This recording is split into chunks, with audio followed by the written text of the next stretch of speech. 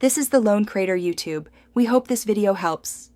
In this video, I will explain how to fix Tesla window, full guide. Start by parking the car safely and disconnecting 12V power to avoid shocks. Inspect the window track for debris and examine the switch for obvious damage. Test the window motor using diagnostic mode if available, and listen for motor noise versus grinding. Keep a flashlight, trim tools, and gloves handy as you proceed through the steps carefully and methodically.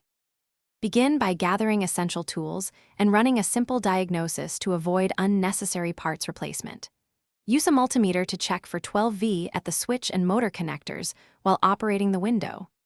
Remove the door trim gently with plastic trim tools to access the regulator and track.